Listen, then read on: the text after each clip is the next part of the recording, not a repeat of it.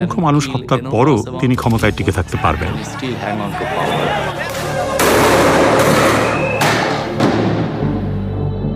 Al Jazeera একজন নির্মম প্রধানমন্ত্রীর অন্তিম সময় প্রকাশ করছে। এখন লেটার লিখবেন, ব্যবহার করবেন, যেখানে পাবে সেটা গুলি করবে। শেখ হাসিনার ক্ষমতায় থাকার লড়াইয়ের শেষ প্রহর। তিনি সেনাপ্রধানকে জিজ্ঞাসা করেছিলেন যে আপনি এই লোকজনদের গুলি করে সরাচ্ছেন না কেন? পুলিশ খুব ভালো কাজ করছে, তারা মানুষ মারছে।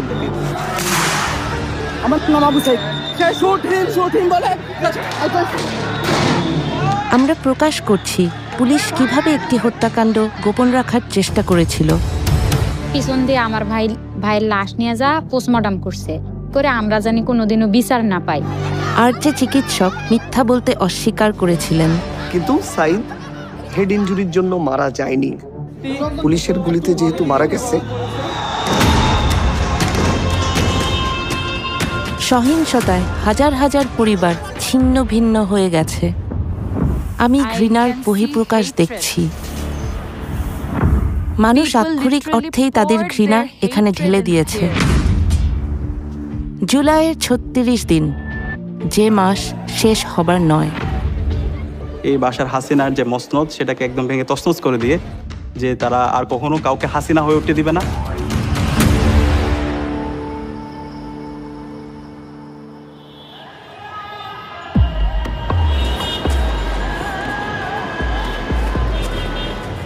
সতেরো কোটি মানুষের দেশ বাংলাদেশ। এর 1/3 তরুণ, কিন্তু তাদের কাজের সুযোগ খুবই সীমিত। রাজনীতিবিদরা এমন কোনো অর্থনীতি তৈরি করবেন যেখানে কাজের সুযোগ সৃষ্টি হবে। তরুণদের অনেকেই একথা বিশ্বাস করে না। 2024-এর জুনে বাংলাদেশের ছাত্ররা সরকারি চাকরিতে মুক্তিযোদ্ধাদের পরিবারের জন্য সংরক্ষিত কোটা ব্যবস্থার অবসান চেয়েছিল।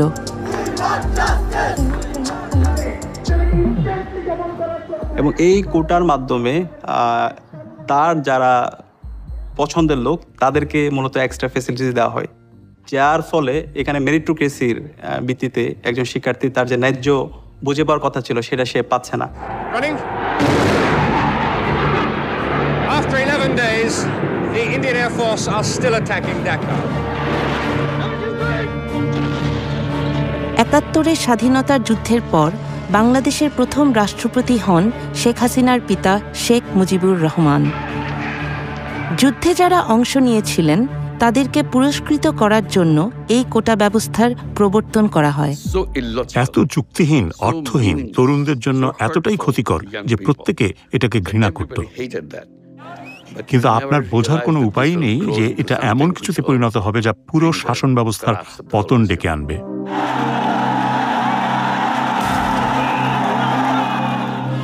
স্বাধীনতা যুদ্ধ এবং সেই যুদ্ধে তার বাবার ভূমিকা হয়ে ওঠে শেখ হাসিনার রাজনীতির মূল বয়ান। তিনি ভাবতেন এই দেশের স্বাধীনতা তার বাবা এনেছেন, এই দেশ তার পৈতৃক সম্পত্তি। তিনি ভাবতেন এই দেশ তার রাজতন্ত্র। বাংলাদেশের রাজনীতির ইতিহাস সহিংস।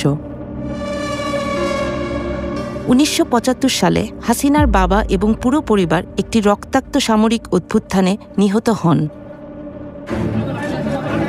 প্রাণে বেঁচে যান শেখ হাসিনা এবং আওয়ামী লীগকে নেতৃত্ব দিয়ে ক্ষমতায় ফিরে আসেন ১৯৯৬ সালে। তার ১৫ বছরের বক্তৃতাগুলো দেখুন। প্রায় প্রতিদিন, প্রতিটি বক্তৃতা, তার বক্তৃতার তৃতীয় বা চতুর্থ প্যারায় তিনি তার বাবা, তার মায়ের হত্যাকাণ্ড, তার পরিবারের ত্যাগের কথা বলতেন। তিনি ভেবেছিলেন দেশ শাসন করা তার জন্মগত অধিকার।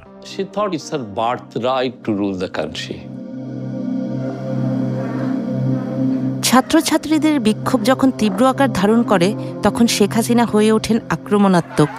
মুক্তিযুদ্ধের বিরুদ্ধে এত ক্ষোভ কেন? তার কথা আন্দোলনরত শিক্ষার্থীদের আরো বিক্ষুব্ধ করে তোলে। মুক্তিযোদ্ধাদের নাতিপুতিরাও পাবে না, তাহলে কি রাজাকারের নাতিপুতিরা পাবে? সেটা আমার প্রশ্ন, দেশবাসীর কাছে প্রশ্ন। যে রাজাকার নাতিপুতিরা সবকিছু পাবে, মুক্তিযোদ্ধারা পাবে না। মুক্তিযুদ্ধের সময় যারা বাংলাদেশের বিরোধিতা করেছিল তাদেরকে বলা হয় রাজাকার, বিশ্বাসঘাতক।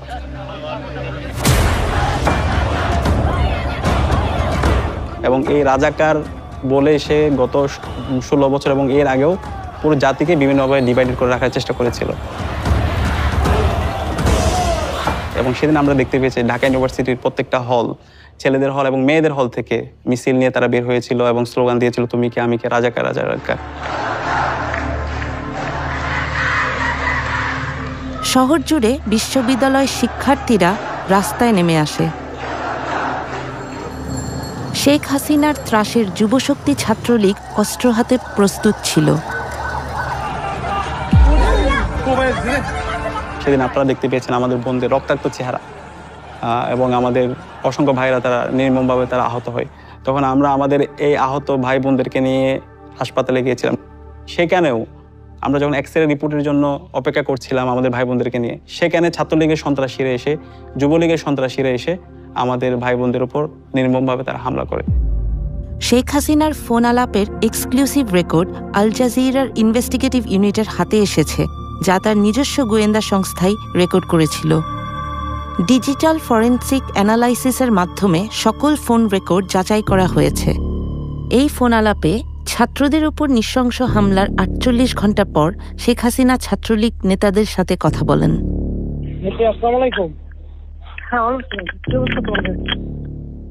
আর ক্যাম্পাসের পরিস্থিতি মোটামুটি স্বাভাবিক হয়ে আসছে, ছেলেদের হল অধিকাংশই ফাঁকা হয়েছে। তবে এরপরও ভিতরে পুলিশের সার্চ করতে হবে। আমাদের দলীয় সিনিয়ররা অনেকে প্যানিক হয়ে যাচ্ছিল, মানে কি করব ডিরেকশন দিতে পারতেছিল না। এই জন্য আজকে আপনাকে বারবার ফোন দিয়েছি, আপনি কিছু মনে করেন না। আমি কেন মনে করবো, আমি তো সেদিন সারা রাতই যাই, কালকেও তো দক্ষিণে উত্তরে বলে দিচ্ছি যেখানে যা দরকার আমি তো বলি স্যার। আমি আর আমাদের তারা ঘাবড়ায় যায়। আমাদের নেতাকর্মীরাও মাঠে ছিল, আপনার নির্দেশনা পাইয়েই সবাই নেমে গেছে। শেখ হাসিনার সিনিয়র এক গোয়েন্দা কর্মকর্তাকে আল জাজিরা খুঁজে বের করেছে। নিরাপত্তার জন্য সেই কর্মকর্তার কণ্ঠস্বরকে বদলে দেওয়া হয়েছে। তারা বিশ্ববিদ্যালয় এলাকায় শিক্ষার্থীদের মারধর করেছিল। তাদের অনেককেই হাসপাতালে যেতে হয়েছে, যাদের মধ্যে ছাত্রী এবং নারীরা ছিলেন।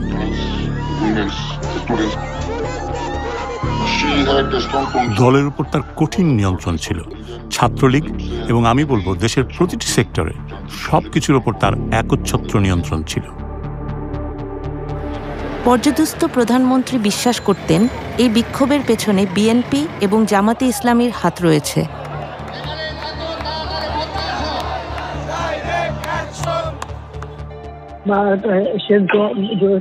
পিছনে তো সবচেয়ে আশঙ্কাজনক হলো যে সব এর পিছনে তো অন্য একটা শ্রেণী কাজ করতেছে দেখে, কারণ আমি ওই যে যারা জঙ্গি সন্ত্রাসী তাদেরকে আমরা কোনো সুযোগই দিতে চাই না। এটাই বেস্ট ডিসিশন হয়েছে, বেস্ট ডিসিশন।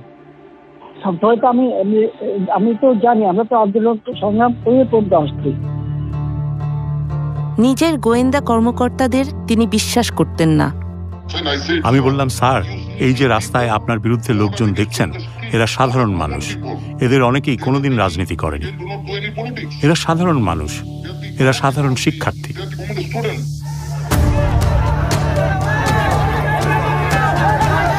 ঢাকা থেকে 300 কিলোমিটার দূরে রংপুর এক ছাত্র সাংবাদিক একটি বিক্ষোভের সরাসরি প্রতিবেদন করতে যাচ্ছিলেন, যা অভ্যুত্থানের গতিপথই বদলে দেবে। তো সেদিন আমরা যখন ক্যাম্পাসের প্রথম গেটে আসি, আমাদের উদ্দেশ্য ছিল সাংবাদিকতার প্রফেশনাল জায়গা থেকে নিউজের উদ্দেশ্যে আমরা বের হই। ঠিক তখনই আমরা দেখি হচ্ছে পুলিশ এবং শিক্ষার্থীদের মুখোমুখি অবস্থান।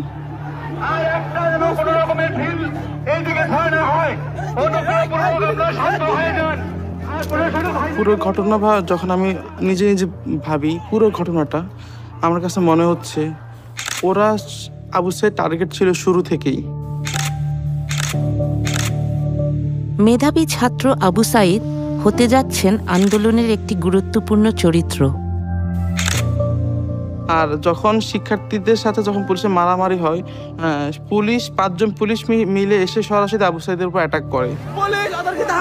যখন আমি দেখি আবু সাইদের উপর অ্যাটাক শুরু করে 5 জন পুলিশ লাঠি দিয়ে, ঠিক তার মাথায় পুলিশ যখন তাকে মারতেছিল, এতটা পুলিশ একসাথে মারতেছিল, আবু সাইদ তখনও তার পুলিশকে একটা কথা বলেন, তখনও ঠিক তাকে মানে তার মুখ থেকে এটাও আসেনি যে আমাকে সেভ করেন। একজন শিক্ষার্থীকে মাথা ফেটে যাচ্ছে, মাথা থেকে রক্ত বেরোচ্ছে। আপনার নাম কি? আমার নাম আবু সাইদ, আমি ইংলিশ ডিপার্টমেন্ট 12 ব্যাচের স্টুডেন্ট। 12 ব্যাচের এক শিক্ষার্থীকে পুলিশ অতর্কিত হামলা করে তার মাথা ফাটিয়ে দিয়েছে। সে শুট হিম বলে চিৎকার করছে। ছাত্র সাংবাদিক ভিডিও গ্রহণ করছিলেন এবং বর্ণনা করছিলেন কি ঘটছে। যখন শিক্ষার্থীরা 1 নম্বর গেটে চলে আসে, সেই মুহূর্তে পুলিশ শিক্ষার্থীদের বাধার মুখে পড়ে ক্যাম্পাসের ভেতরে চলে যায়। গুলি করতে প্রিপারেশন নিচ্ছিল, তার পাশে যিনি ইনস্ট্রাকশন দিচ্ছিল উনি যখন এটা বুঝতে পারে তখন উনি গুলি করার জন্য ওনাকে নিষেধ করে।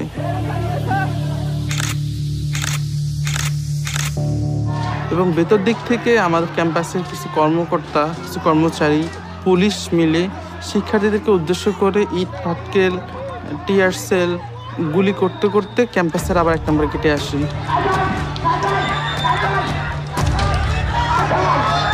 ঠিক সেই মুহূর্তে যখন শিক্ষার্থীরা চলে যাচ্ছিল পুলিশের বাধার মুখে পড়ে, আবু সাইদ তাদেরকে ক্যাম্পাসের 1 নম্বর গেটে অবস্থান নেওয়ার জন্য, ইন্সপায়ার করার জন্য সে শুট মি বলে নিজের বুকটাকে ঠিক তখন পেতে দেয়। প্রথম গুলিটা লাগে তার পেটে। যখন সে তার পেটে লাগে সে বুঝতে পারে তার পেটে কিছুটা লাগছে। ঠিক সেই মুহূর্তে একজন পুলিশ ঠিক তার খুব কাছে এসে ঠিক তার বুক বরাবর গুলি করে।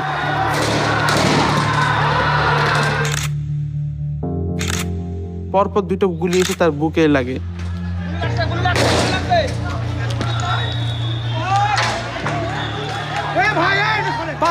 শিক্ষার্থী গুলিবিদ্ধ হয়ে লুটিয়ে পড়েছে, ওকে ধরার জন্য কেউ আসছে না। সাধারণ শিক্ষার্থীরা দ্রুত এগিয়ে আসেন।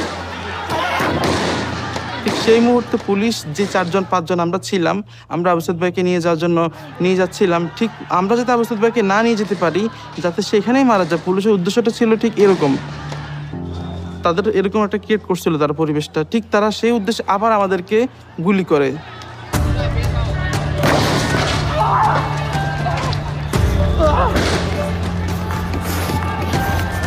আমার গায়ে গুলি পড়েছে, আমার গায়ে গুলি পড়েছে। আমরা আহত হই, আমরা যদি এখানে আবু সাইদের মতো পড়ে যাই। আপনারা দেখেন আমার গায়ে গুলি পড়েছে। পুলিশ সাধারণ শিক্ষার্থীদের পাশাপাশি সাংবাদিকদের উপর গুলিবিদ্ধ করেছে। সাংবাদিকের উপর গুলি করেছে। সে গুলিবিদ্ধ হওয়ার এবং আবু সাইদ ভাইকে সেই অবস্থা থেকে আমরা সবাই কোলে করে নিয়ে যাই। আবু সাইদ যেও তার 2 হাতকে প্রসারিত করে সে বলেছিল, বুকের ভিতর অনেক ঝড়, বুক পেতেছি, গুলি কর। আবু সাইদের শাহাদাতটা ছিল আমাদের জন্য সোর্স অফ ইন্সপায়ারেশন। সে যেভাবে তার 2 হাতকে প্রসারিত করে শহীদ হয়েছে, তখন আমরা প্রত্যেকে প্রতিজ্ঞা করেছিলাম আমরা প্রত্যেকে একজন আবু সাইদ হব। আবু সাইদকে হত্যার ভিডিওটি ভাইরাল হয়ে যায় এবং সমস্ত শিক্ষার্থীরা সেই সময় খুবই ক্ষুব্ধ হয়। তারা ভাবে যদি নির্দোষ আবু সাইদের সাথে এটি ঘটে থাকে তবে আমাদের সাথেও একই রকম ঘটনা ঘটতে পারে। আবু সাইদের মৃত্যু সরকারকে বেশ চাপে ফেলে দেয়। শেখ হাসিনা জাতির উদ্দেশ্যে ভাষণ দেন। হত্যাকাণ্ড সহ যে সকল অনভিপ্রেত ঘটনা ঘটেছে, সুষ্ঠু ও ন্যায় বিচারের স্বার্থে সে সকল বিষয় বিচার বিভাগীয় তদন্ত করা হবে।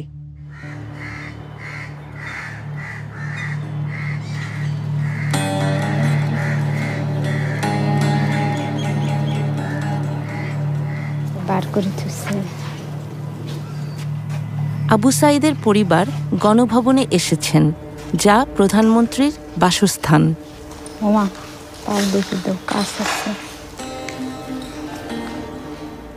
দেখি মনে হচ্ছে যে আমার নামে, ছেলের নামে সারা জায়গায় ছড়ে গেছে এবং হাসিনের এই গণভবন সাজসজ্জিতে সাজানো ছিল, এগুলো এখন নিশ্চিহ্ন হয়ে গেছে, ভাঙচুর হয়ে গেছে। এখন তো হয়েছে ছাড়া বাড়ির মতো, তাই নয়?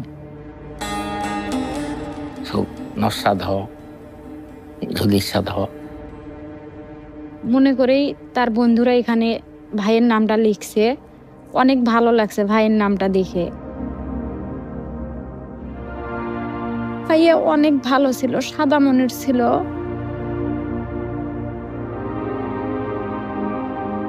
পিছন দিয়ে আমার ভাইয়ের লাশ নিয়ে যা পোস্টমর্টম করছে। যে ওনারা চাইছিল যে আঘাতের মাধ্যমেই তার সহপাঠীরা যে ঢিল ছোড়াছুরি করছে ওগুলো পায়াই আর কি মারা গেছে আবু সাইদ ভাই, এরকম রিপোর্ট বের করতে চাইছিল। ওকে। আবু সাইদ যেদিন নিহত হন সেদিন হাসপাতালে কর্তব্যরত ছিলেন ডাক্তার ইসলাম। সাইদের মৃত্যু হয়েছে মাল্টিপল প্লেট ইনজুরিতে এবং ইন্টারনাল হেমোরেজের ফলে তার মৃত্যু হয়েছে শর্টগান ইনজুরিতে, শর্টগানের গুলিতে, এবং এটা হোমিসাইডাল। এটাই যদি ডাক্তারের চূড়ান্ত সিদ্ধান্ত হতো তাহলে শেখ হাসিনার সরকারের জন্য অত্যন্ত ক্ষতিকর হতো। আমার মনে হয়েছিল যে পুলিশ আসলেই ব্যাপারটা সিরিয়াসভাবে রিয়েলাইজ করেছে, যেহেতু এটা এক্সট্রা জুডিশিয়াল কিলিং ছিল। পুলিশ ফেঁসে যাচ্ছে যে পুলিশ গুলি করে মেরে ফেলছে, এই জন্য তারা চাচ্ছিল যে আমি যেন হেড ইনজুরিটাকে ফোকাস করি। আল জাজিরার হাতে আসা গোপন কল রেকর্ডিং থেকে জানা যায় যে হাসিনার সবচেয়ে বিশ্বস্ত মিত্র সালমান এফ রহমান পুলিশ প্রধানকে ফোন দিয়েছেন। হ্যালো, আচ্ছা মামুন, ওই যে রংপুরে যে আবু সাইদ যে মারা গেল, জি স্যার, ওর পোস্টমর্টম হয়েছে? রিপোর্ট পাইছেন আপনারা? এখনো পাইনি। চিকিৎসক ইসলামকে প্রচুর চাপের সম্মুখীন হতে হচ্ছিল। সাইদের গুলিবিদ্ধ হওয়ার পর থেকেই 3টার পর থেকে পুলিশ আমার সাথে যোগাযোগ করে এবং আমার কাছেও অনেক দিক দিয়ে ফোন আসছিল যে অটোপসি হচ্ছে কিনা, হবে কিনা। এখনো পান নাই কেন? এত সময় লাগে কেন? এটা আমাদেরকে দেয় নাই স্যার, এবং আমাদের সাথে তো ওরা লুকোচুরি খেলে। এবং পুলিশের ঊর্ধ্বতন কর্মকর্তারা 4:30-5টার পর থেকে আমার সাথে কথা বলতে শুরু করে এবং তারা এটা খুব গুরুত্বের সাথে করে, যেহেতু লাইভ প্রোগ্রামে গুলি হয়েছে সারা বিশ্ব, এবং তারা আমাকে বলে যে দ্রুত পোস্টমর্টমটা করে দিয়ে যেন আমি লাশটা ডিসপাস করে দিই, এবং এটাও বলে যে সাইদের মাথায় কিন্তু আঘাত হয়েছে, এটাকে আপনি ফোকাস করবেন বেশি। বডি পোস্টমর্টম করা হয়েছে? তো করা হয়েছে, তো রংপুর মেডিকেল করেছে, আমাদেরকে পোস্টমর্টম রিপোর্ট দিতে সময় লাগবে কেন? যদি করে থাকে লুকিচুরি কে খেলতেছে? Rangpur medical? Rangpur medical report আমাকে 5 বার লিখতে হয়েছে। আমি প্রতিবার রিপোর্ট লিখি, জমা দিতে যাই, পুলিশের মনোপুত হয় না। শেখ হাসিনার গোয়েন্দা সংস্থার প্রধানরাও মেডিকেল রিপোর্টটি সংগ্রহ করার চেষ্টা করছিলেন। প্রধানমন্ত্রী আমাকে বললেন যে আবু সাইদ গুলিতে মারা যাননি। আমি ডাক্তারদের কাছ থেকে রিপোর্টটা পাচ্ছিলাম না। আমি চেষ্টা করেছি রিপোর্টটা নিতে, কিন্তু ডাক্তাররা রিপোর্টটা লিখতে অনাগ্রহী ছিলেন। আমরা বললাম কি হয়েছে, এইটাও আমাদের সাথে বলতে অনেক সময় আসে না যে তার যে একটা কিছু হইলে এরপরে আমাদেরকে, আমরা তো কিছু হইলে বলি যে এই ডাইমেনশনে যাচ্ছে, আমরা এইভাবে প্রস্তুত আছি, এরকম তো কিছু আছে। ওরা আমাদের সাথে কোনো কথাই বলে না। আচ্ছা দেখি, আমি দেখি।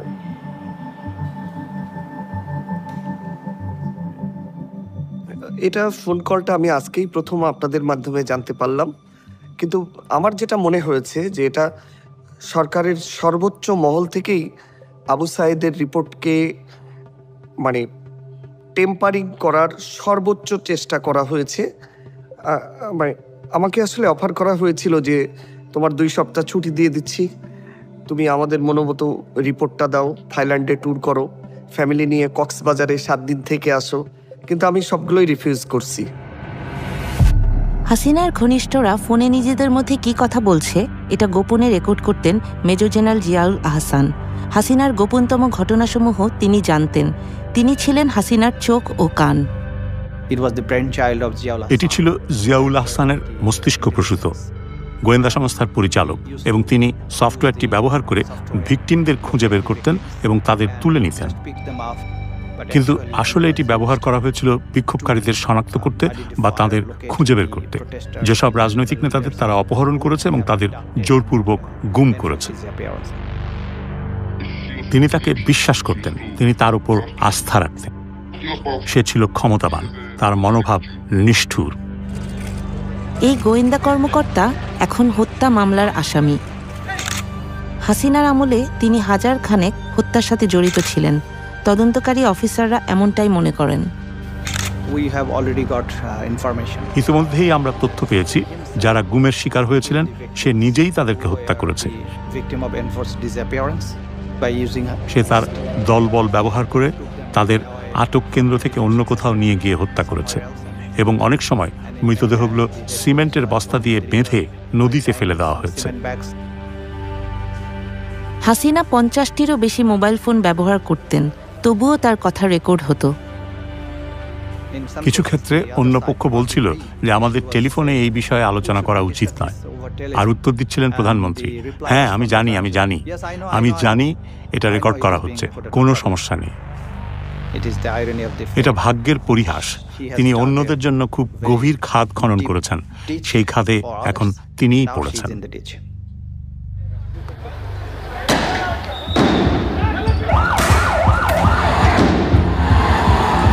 এরই মধ্যে রক্তক্ষয়ী লড়াই শুরু হয়ে গেছে।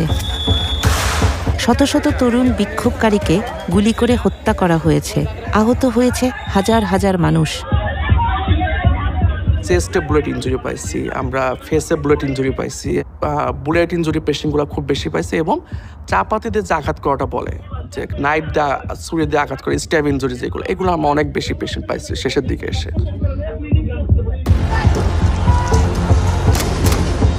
ছাত্ররা আর চাকরির জন্য বিক্ষোভ করছিল না, তারা হত্যার বিচার চাইছিল। তারা আর কোনো হাসিনার গুলি অথবা কোনো তার ল এনফোর্স এজেন্সির যে হচ্ছে গুলি, এগুলোকে কোনো কিছুকে তারা তোয়াক্কা করছে না। তারা হাসিনার পতনের দাবিতে তারা সামনের দিকে এগিয়ে যাচ্ছিল। আত্মবিশ্বাস ছিল আমরাই এক্ষুনি হাসিনার পতন নিশ্চিত করব। হাসিনার অসংখ্য ফোন রেকর্ডিং মুছে ফেলা হয়েছিল, কিন্তু 18 জুলাইয়ের একটি অত্যন্ত গুরুত্বপূর্ণ ফোনালাপ খুঁজে পাওয়া গেছে, যে রাষ্ট্রীয় দমননীতির ভয়ঙ্কর মোড় নেওয়ার প্রমাণ দেয়। এখন লেখা লিখবেন, ব্যবহার করবে, যেখানে পাবে সেটা গুলি করবে, ওটা বলা হচ্ছে। এখন আমি এতদিন বাধা দিয়ে রাখছিলাম, ওই যে স্টুডেন্টরা ছিল ওদের সত্যি কথা চিন্তা করে। এই ফোনটি তিনি করেছিলেন তার নিকট আত্মীয় ঢাকা দক্ষিণের শক্তিশালী মেয়র ফজলে নূর তাপসের কাছে। আর যেখানে গ্যাদারিং বলতে সেখানে ওই উপর থেকে, এখন উপর থেকে পাচ্ছি, অলরেডি শুরু হচ্ছে কয়েকটা জায়গায়। এই অভিযানের একটি সাংকেতিক নাম ছিল, যা অপারেশন ক্লিন ডাউন নামে পরিচিত, যেখানে সর্বাধিক সংখ্যক বিক্ষোভকারী জড়ো হয় সেখানে ড্রোন ব্যবহার করে এবং তারপর তারা হেলিকপ্টার পাঠায় তাদের হত্যা করার জন্য। থেকে টিয়ার গ্যাস মারছে এবং ওই সঙ্গে বুলেট ডাইরেক্ট শর্ট করছে। তো আমরা ওইরকম শর্টের পেশেন্ট পাইছিলাম উপর থেকে, ডিরেক্ট শর্টের পেশেন্ট অ্যাবাউট 4 থেকে 5 জনের মতো ওই সময়। যখন আমাদের হসপিটালের সামনে টার্গেট করে হেলিকপ্টারে গুলি এবং টিয়ার শেল ফেলানো হয়েছে। তার গোয়েন্দা সংস্থা যখন আড়ি পেতে শুনছিল, প্রধানমন্ত্রী তখন আরও সব পরিকল্পনা প্রকাশ করে ফেলেন। সেনাপ্রধানের সাথে কথা বলছি, ওরা রেডি থাকে, ঠিক আছে। এখন তো আমরা অন্য ছবি নিচ্ছি, কিছু ছবি দেখে পাকড়াও করা যায় না রাতের মধ্যে, সবগুলিকে অ্যারেস্ট করতে বলছি রাত্রে। পাকড়াও করলে না, ওটা বলা হয়, ওটা র্যাব জিএফআই সবাইকে বলা হয়েছে যে যেখান থেকে যে কটা পারবো দেখে ফেলবে। শিক্ষার্থীদের হত্যার জন্য আওয়ামী লীগ সরকারের বিরুদ্ধে মামলা লড়ছেন তাজুল ইসলাম। এটা সত্যিই বিস্ময়কর ছিল। একটি গণতান্ত্রিক দেশের প্রধানমন্ত্রী হিসাবে তিনি বিক্ষোভকারীদের হত্যার নির্দেশ দিচ্ছেন, বেশিরভাগই তরুণ ছাত্র, এবং তিনি নির্দেশ দিচ্ছেন প্রাণঘাতী অস্ত্র ব্যবহার করে এই লোকদের হত্যা করার জন্য। 19 জুলাই শেখ হাসিনা সেনাবাহিনীকে রাস্তায় নামার নির্দেশ দেন।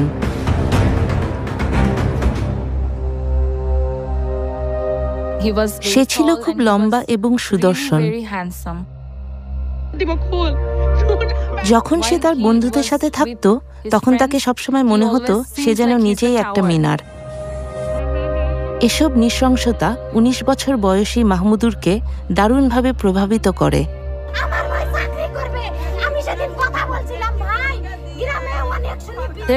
একটা ভিডিও ছিল, আবু সাইদের বোন কাঁদছিল। আমার ভাই সেটা ফেসবুকে শেয়ার করে এবং সে বলছিল, আমার মনে হচ্ছে এটা আমার বোন, তাই আমি এটা নিতে পারছি না।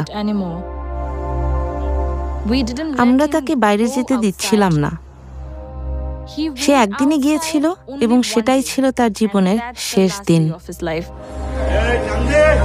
সেদিন ছিল জুলাইয়ের 19 তারিখ। বাসা থেকে সে বের হয় 3:10-এ। 3:26-এ সে আমাকে ফোন করে। আমি তাকে বকাবকি করছিলাম আর আমি তার সাথে চিৎকার করছিলাম, তোমাকে বাড়ি ফিরে আসতে হবে। সে বলল, আচ্ছা আমি আসছি। জাস্ট 11 মিনিট পর সে মারা গেল।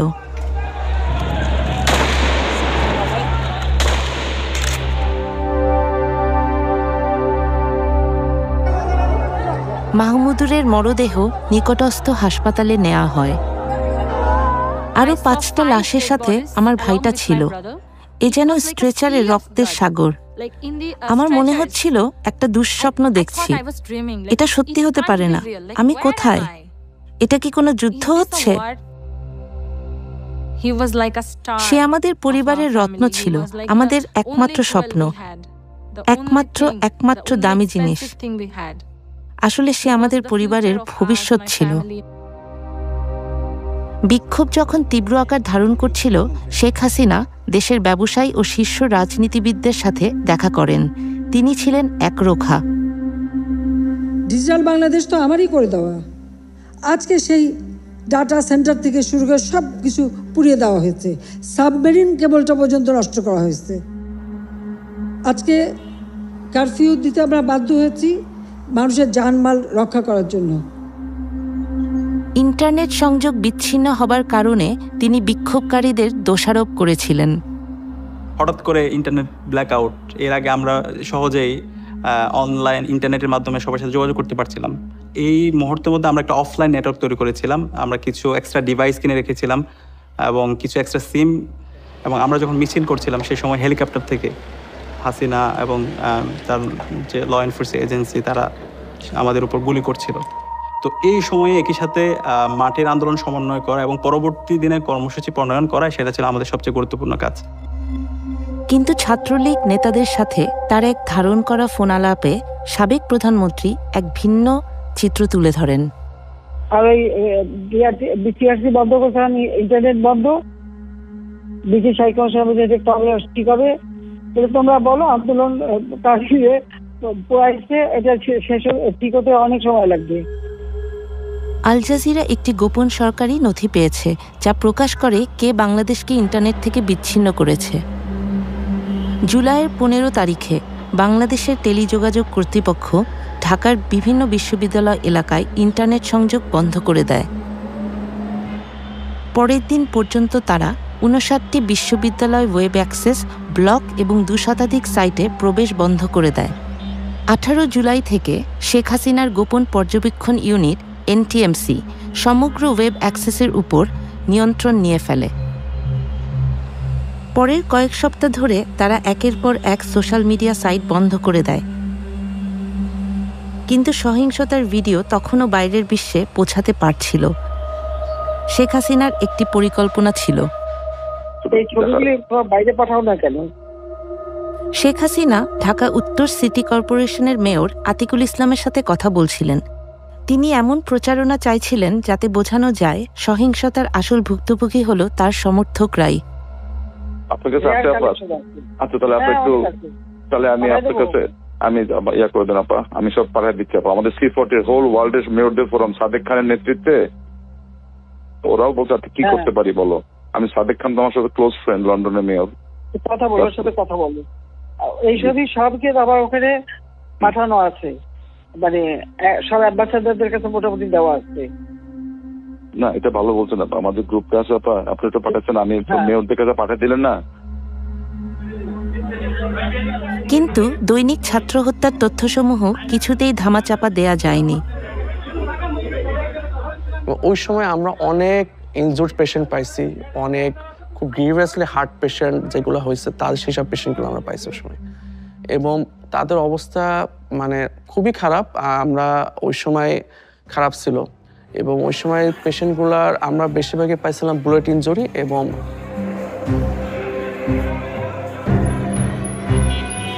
মৃতের সংখ্যা বাড়ার সাথে সাথে মানুষের ক্ষোভও বাড়ছিল।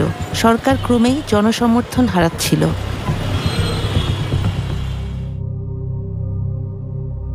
কয়েকদিন পরে যে হাসিনা এই গণভবনে নিয়ে আসলো বাধ্য করে, সব প্রশাসনেরা নিয়ে গাড়ি যাওয়া আসে, থাকা খাওয়া সব ফ্রি, চলো তোমাকে যাওয়াই নাই। বিক্ষোভে নিহতদের পরিবার যারা তাদের সন্তান হারিয়েছেন তাদের সাথে শেখ হাসিনা দেখা করার আয়োজন করলেন। বুঝি নাই, মূর্খ মানুষ তো। বুঝি নাই কি, বাধ্য করে আনছে তো, না আসলে হয়তো অন্য অত্যাচার করলি হয়। না, আমরা ওই জায়গায় বসেছিলাম, মানে জায়গাটা ছিল ওই জায়গায়, আমাদেরকে সামনে বসতে দিছিল। তো তখন শেখ হাসিনা আসিয়ে মানে একটা লিস্ট করা ছিল শহীদ ফ্যামিলির, তো ফার্স্টে আমাদের নাম ছিল। তো আমরা ওখানে ছিলাম, আমরা দাঁড়াইছিলাম, তো শেখ হাসিনা আমাদের কাছে আসছিল। তখন ওনারা বললো যে হ্যাঁ তোমার ভাইয়ের বিচার আমরা করব, এটা তদন্ত করে আমরা দেখতেছি কে মারলো কি করলো। তখন আমি বলছিলাম যে আমার ভাইয়ের যে পুলিশে গুলি করে মারছে এটা তো ভিডিও ফুটেজে দেখাই যাইতেছে, এটার আবার তদন্তর কি দরকার। কারণে আসাটা অনেক ভুল হয়েছে, সবাইকে ডাকছে বা সবাইকে কিছু দিছে, কিন্তু সঞ্চয়পত্র দিছিল। তো তখন আমরা বুঝতে পারছি যে এখন হাসিনা প্রচার করবে যে আবু সাইদ ভাইয়ের ফ্যামিলি মানে তাদের কোনো আক্ষেপ নাই, ওনাদের ছেলে মারা গেছে, ওনারা মানে মীমাংসা হয়েছে, এইরকম একটা কিছু বুঝাতে চাইছে। তখন আমরা যখন বুঝতে পারলাম তখন আমাদেরকে নিজেদেরকে অনেক খারাপ লাগছিল। তখন আমরা মনে করছি আমার ছেলেটা কে মারলি, তা আমরা মনে করছি আমার ছেলে হাসিনাই হত্যা করবে করছে পুলিশের, তাছাড়া আমার ছেলে মারতে পারে না। আমি নিশ্চিত তাদের প্রত্যেককে জোর করা হয়েছিল। কেউ তো তার পরিবারের সদস্যদের খুনিদের সাথে মিলিত হতে চায় না, তাই না? অন্য পরিবারগুলো এই সাক্ষাতে যেতে অস্বীকৃতি জানালেন। যখন আমি এখানে ঢুকলাম আমি ঘৃণা দেখতে পাচ্ছিলাম। যত কিছুই আমি এখানে দেখতে পাচ্ছি শুধুই ঘৃণা। আমাদেরকেও এখানে আসতে বলা হয়েছিল। তিনি সব পরিবারের সদস্যদের সাথে দেখা করবেন এবং ক্ষতিপূরণ বা এরকমই কিছু দেবেন। আমরা কেন ক্ষতিপূরণ নেব? কিসের ক্ষতিপূরণ? আমার পুরো পরিবার ধ্বংস হয়ে গেছে, তার ক্ষতিপূরণ? আপনি কি পারবেন আমার মায়ের প্রতিদিনের কান্নার ক্ষতিপূরণ দিতে? তাই আমরা কোনো ক্ষতিপূরণ গ্রহণ করিনি, এখানে আসার প্রস্তাবেও রাজি হইনি।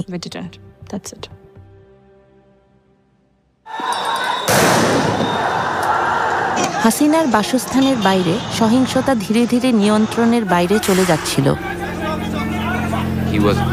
সে শিকারের মেজাজে ছিল, আর তার চোখ যেন শিকার খুঁজছে। আর সে কিছু বন্য প্রাণী মারতে চায়, কিন্তু সে আসলে নিজের দেশের মানুষদের মারছিল।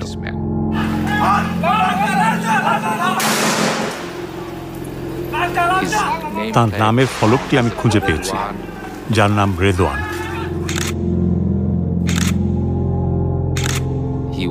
সে ছিল স্পেশাল সিকিউরিটি ফোর্সের সদস্য। সে শেখ হাসিনার জন্য কাজ করত। সে কিভাবে গুলি করতে পারে নিজের দেশের লোককে? তার কাছে AK রাইফেল ছিল এবং সে ছাত্রদের লক্ষ্য করে গুলি চালাচ্ছে। আমি তাকে জিজ্ঞাসা করেছিলাম, এটা কি ধরনের রাইফেল? এটা কি অ্যাসল্ট রাইফেল? এটা কি প্রাণঘাতী? তিনি হ্যাঁ বলেছিলেন। তদন্ত সংস্থা তার সাক্ষাৎকার নিয়েছে, জিজ্ঞাসাবাদ করেছে এবং সে বলে, আমি কিছু লোকের সাথে কথা বলেছি। সে সরকারের উচ্চপদস্থ কর্মকর্তাদের কাছ থেকে নির্দেশনা নিচ্ছিল। সে একটি উদাহরণ স্থাপন করার চেষ্টা করছিল এবং দেখানোর চেষ্টা করছিল যে সে শেখ হাসিনার প্রতি কতটা অনুগত। সেদিন তখনও পর্যন্ত আমরা জানতে পেরেছিলাম যে প্রায় 20 জনেরও বেশি লোককে হত্যা করা হয়েছে।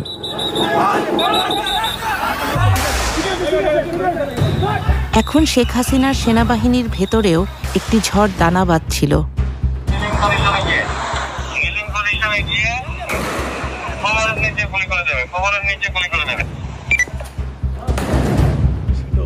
ঢাকার পুলিশ কর্মকর্তাদের কাছে পাঠানো পুলিশ কমিশনার হাবিবুর রহমানের একটি রেডিও বার্তা আল জাজিরা সংগ্রহ করেছে।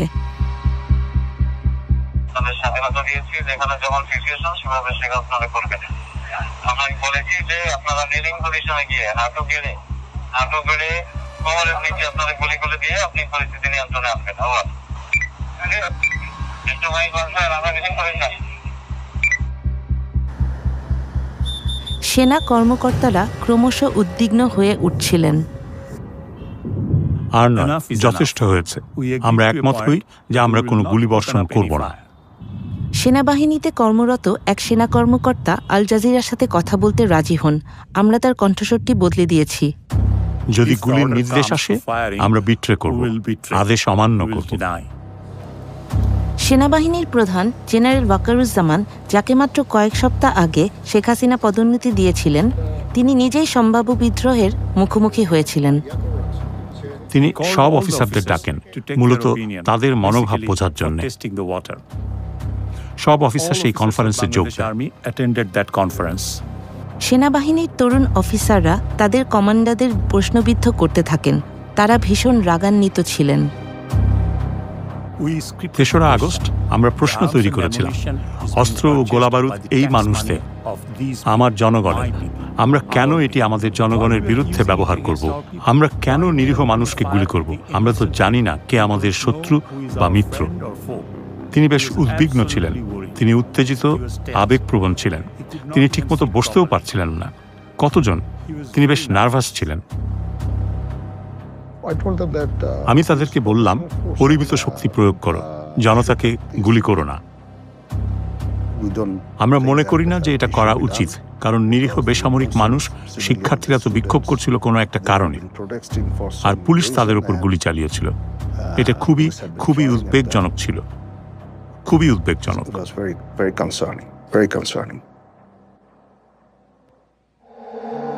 গোপন ফোন রেকর্ড আরও সাক্ষ্য দেয়, শেখ হাসিনার একটি চেইন অফ কমান্ড ছিল। এবারে কোনো কথা নাই, এবার একবার শুরুতে দিবা, বলে দেবো, ধাওয়া দেবে, বলতে থাকবে। হাসিনার ব্যক্তিগত সামরিক সচিব কর্নেল রাজীবকে একটি ফাঁদ পাতার নির্দেশ দেয়া হয়।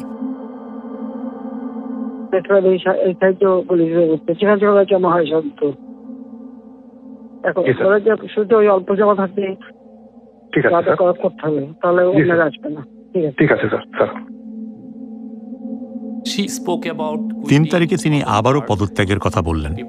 মানুষ মরছে, মানুষ খুন হচ্ছে।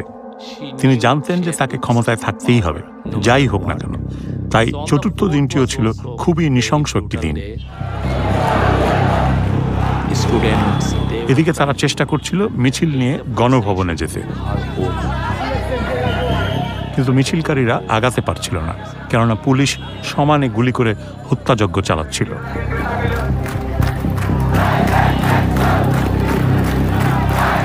চারই আগস্টের মধ্যে হাজার হাজার মানুষ গণভবন অভিমুখে মিছিল করে আসার প্রস্তুতি নেয়।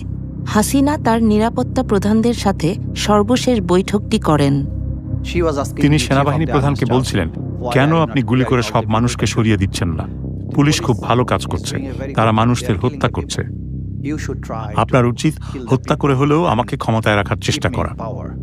অবশেষে সেনাপ্রধান, নৌবাহিনী প্রধান এবং বিমান বাহিনী প্রধান ও অন্যান্য ঊর্ধ্বতন কর্মকর্তারা অস্বীকার করলেন যে তারা এটা করতে পারবেন না, কারণ সেখানে হাজার হাজার মানুষ আছে। আমরা আমাদের নিজেদের লোকজনকে মারতে পারি না, এবং তারপরেও তিনি পদত্যাগে রাজি হচ্ছিলেন না। একসময় আমি তাকে বলেছিলাম যে এটা কোথাও যাচ্ছে না, কোথাও না। সুতরাং এইটুকুই, এটা কোথাও যাচ্ছে না। তাই আপনাকে রাজনীতিবিদদের সাথে কথা বলতে হবে, বিষয়গুলো ভিন্নভাবে সামাল দিতে হবে। এটা কোনো উপায় নয়। এখানে তো আমার মেয়ের আসার কথা ছিল। এখানে আমার মেয়ে এসে কি করত? উল্লাস করত। বিলাসবহুল বাড়ি, যেখান থেকে শেখ হাসিনা শুধু দুষ্ট মন্ত্র চালাইত। গণভবন ঘেরাও করতে আসা হাজার হাজার মানুষের একজন নাফিসা, যার বয়স 17। নাফিসার পড়াশোনা শেষ করার পরে ওর স্বপ্ন ছিল ও ডাক্তার হবে, বাইরে যাবে, বিদেশে যাবে। ঠিক 10:30টায় আমাকে 2টা ছবি পাঠিয়েছে। এটি ছিল এই অভ্যুত্থানের শেষতম দিন, একই সাথে নৃশংসতম দিনও বটে। তখন ঢাকার প্রত্যেকটা প্রবেশ মুখ থেকে লক্ষ লক্ষ জনতা তারা গণভবন অভিমুখে রওনা দিয়েছে। ওরা অনেক দূর আগায় গেছে, একেবারে ঠিক যাইতেছে। এর মধ্যে পুলিশ টিয়ার শেল মারে, গ্যাস মারে, তারপরে সাউন্ড গ্রেনেড মারে। আমি শুনতেছি মোবাইলে সবকিছু। তুমি বাসায় যাও। কেউ বলছে যে আব্বু আমি কিন্তু বাসায় যাব না। এখনকার যে পরিস্থিতি, এই যে আন্দোলন করলাম, এটার সুফল না পাওয়া পর্যন্ত বাড়িতে যাব না। দেশের সবচেয়ে ক্ষমতাধর রাজনীতিবিদের 15 বছরের শাসনের নিষ্পত্তি কয়েক মিনিটের মধ্যে ঘটতে যাচ্ছে। সেনাবাহিনী বলল, এখান থেকে সরে যাওয়ার জন্য আপনার হাতে 40 মিনিট সময় আছে, নইলে লোকজন এসে সবকিছু ধ্বংস করে দেবে। তিনি এতটাই আবেগপ্রবণ হয়ে পড়েছিলেন যে বলছিলেন, তাহলে তোমাদের উচিত এখনই আমাকে হত্যা করা এবং এখানে গণভবনের মাটিতে পুঁতে ফেলা। হাজার হাজার মানুষ ইতোমধ্যেই জড়ো হয়ে গিয়েছিল। আমরা ঢাকায় এসেছি কারণ আমরা আর হাসিনাকে চাই না, কারণ সে অনেক ছাত্রকে হত্যা করেছে, তাই আমরা তাকে আর চাই না। সেনাপ্রধান সকালে গণভবনে যান, আর হাসিনা সেটা যখন জানতে পারেন তখন তিনি খুব জোরে কাঁদতে শুরু করেন, যেন তিনি রাগে ফেটে পড়েছেন এবং কান্নায় ভেঙে পড়েছেন। আমাদের ধারণা ছিল আজই সেই দিন, কেননা সব লোক যদি আসে এবং তাদের সরাসরি হাসিনার প্রাসাদে যাওয়ার কথা, এটা নৃশংস একটা ব্যাপার হবে। এটা ছিল হাসিনার ক্ষমতার অন্তিম সময়। পুলিশ তবুও বিক্ষোভকারীদের উপর গুলি ছড়ছে। ঠিক 20 মিনিট পর আমাকে ফোন দিল, তখন বাজে 12:40। বলতেছে আমি গণভবনের দিকে যাচ্ছি, যদি বিজয় আসে আলহামদুলিল্লাহ, আর যদি না আসে তাহলে তো জানবাই।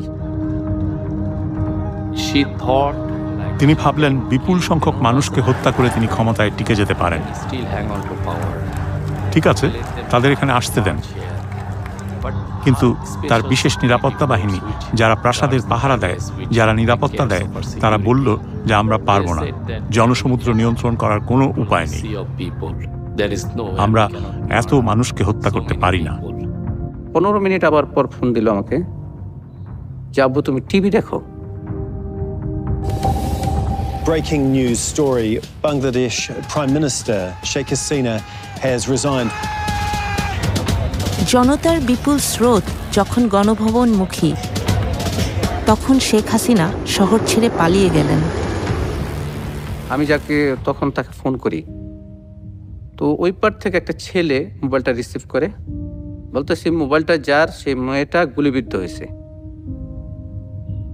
কিছুই নিতে পারি না, শুধু মোবাইলটা হাতে আমি দৌড়তেছি। নৌকা পার হওয়ার মাঝামাঝি যাওয়ার পরে আমার মেয়ে মোবাইল লক খুলে মাস্ক সরাইয়া আমাকে ফোন দিচ্ছে, আব্বু আমি মনে হয় বাঁচবো না, আমার লাশটা তুমি নিয়ে যাও, আমি মরে যাব। এই কথাটা যখন বলছে,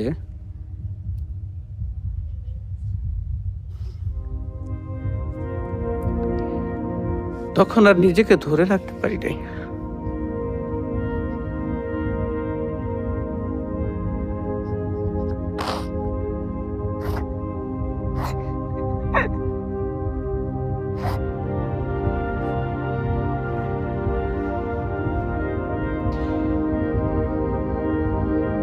তো দৌড়াইতে দৌড়াইতে যাইতেছি,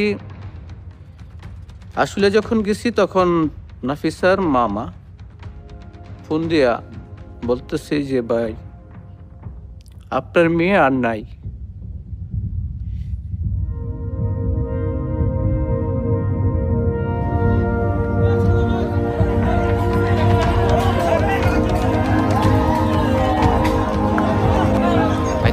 আমি আমার জীবনে এমন পরিস্থিতি কখনো দেখিনি। হাজার হাজার মানুষ প্রধানমন্ত্রী যেখানে থাকতেন সেখানে প্রবেশ করেছিল।